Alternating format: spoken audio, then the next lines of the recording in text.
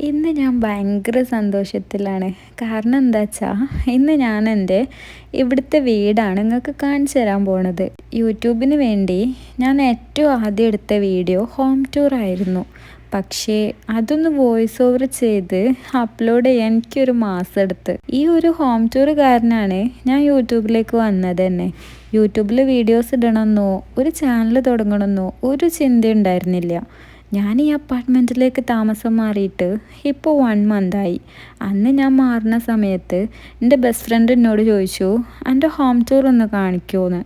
ആ ഒറ്റ ചോദ്യത്തിൽ നിന്നാണ് ഞാൻ യൂട്യൂബ് സ്റ്റാർട്ടാക്കിയത്.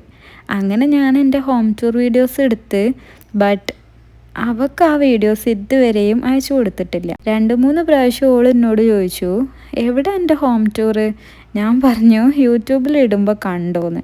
അങ്ങനെ അവൾക്ക് ഈ വീഡിയോ കാണാൻ 1 മാസം എടുക്കേണ്ടി വന്നു. ഇതാണ് ഞങ്ങളെ apartment. 3 bedroom, living room, 3 bathroom, dining, kitchen, ഇത്രയാണ് ഇവിടെ ഉള്ളത്.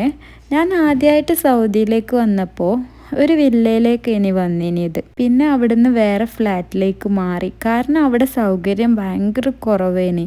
ഒറ്റ റൂം മാത്രമേ ഉണ്ടായിരുന്നുള്ളൂ. എന്നാലും ഞാൻ ഭയങ്കര ഹാപ്പിയേനി. കാരണം എന്താ വെച്ചാൽ എനിക്ക് എങ്ങനെയെങ്കിലും എൻ്റെ ഹസ്ബൻഡിൻ്റെ അടുത്തൊന്ന് എത്തിയാൽ മതിയേനി. എൻ്റെ മാരേജ് കഴിഞ്ഞ് 2 മാസം കഴിഞ്ഞപ്പോഴേക്കും എൻ്റെ ഹസ്ബൻഡ് സൗദിയിലേക്ക് പോയി. അന്നൊക്കെ ഭയങ്കര സങ്കടേനി. ഒറ്റ പ്രാർത്ഥന മാത്രമേ ഉണ്ടായിരുന്നുള്ളൂ, എത്രയും പെട്ടെന്ന് ഇക്കാക്കൻ്റെ അടുത്ത് എത്തി ഒരുമിച്ച് നിൽക്കാൻ കഴിയണേന്ന്. ഞാൻ ഈ പറയുന്നതൊക്കെ ഓരോ പ്രവാസി ഭാര്യമാർക്കും റിലേറ്റ് ചെയ്യാൻ പറ്റും. പിന്നീട് എനിക്ക് 2 മക്കളുണ്ടായതിൻ്റെ ശേഷമാണ് ഇക്കാക്കൻ്റെ അടുത്തേക്ക് വന്നത്. അതുകൊണ്ട് തന്നെ ആ ചെറിയ റൂം എനിക്ക് ഒരു പ്രശ്നം ഉണ്ടായില്ല. പിന്നീട് അവിടുന്ന് മാറി. ഇതിപ്പോൾ ഞങ്ങളെ 4ാമത്തെ റൂമാണ്. ബട്ട് ഇപ്പോൾ സൗകര്യം കൂടിയിട്ടുണ്ടെങ്കിലും അവിടെ നിൽക്കണ ആ ഒരു സുഖമില്ല.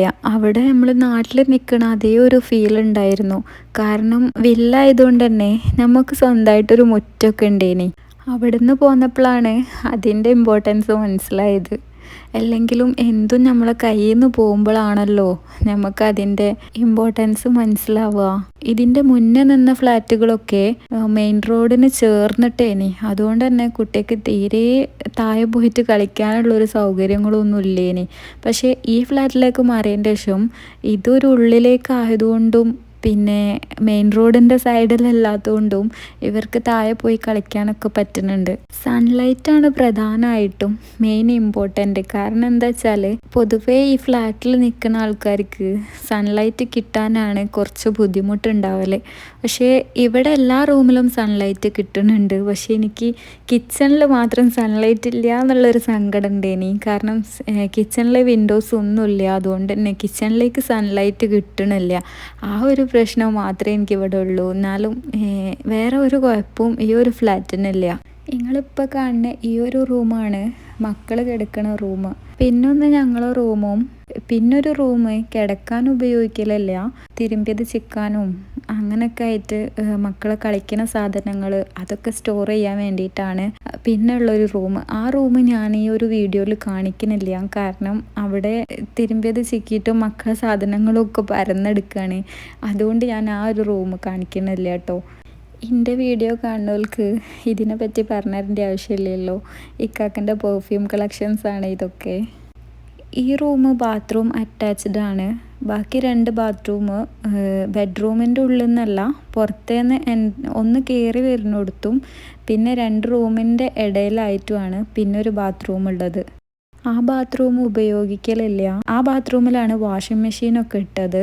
ബാൽക്കണി ഒന്നും ഇല്ലാത്തത് കൊണ്ടും തിരുമ്പി ചിക്കിയാൽ സൺലൈറ്റ് കിട്ടാതാണ് ഉണങ്ങൽ. അത് ഇവിടുത്തെ ഫ്ലാറ്റിൽ നിൽക്കുമ്പോൾ മെയിൻ ഒരു പ്രശ്നം അതാണ്. കാരണം നമ്മൾ തിരുമ്പിയിട്ട് റൂമിൽ തന്നെ ചിക്കണമല്ലോ. പക്ഷേ വേറൊരു കാര്യമുണ്ട്, ഈ ഉള്ളിലാണ് ചിക്കണമെന്നുണ്ടെങ്കിലും ഇവിടുത്തെ ചൂടുകൊണ്ട് നാട്ടിൽ ഉണങ്ങി കിട്ടണതിനെക്കാട്ടി പെട്ടെന്ന് ഉണങ്ങി കിട്ടും സംഭവം. അപ്പോൾ ഇത്രയൊക്കെ പറഞ്ഞപ്പോഴത്തേനും എൻ്റെ ഹോം ടൂർ കഴിഞ്ഞിട്ടോ. നിങ്ങളെ അഭിപ്രായം എന്താ? നിങ്ങൾക്ക് ഇഷ്ടപ്പെടണോ ഇല്ലേ എന്നുള്ളതൊക്കെ കമൻറ്റിലൂടെ അറിയിക്കട്ടോ.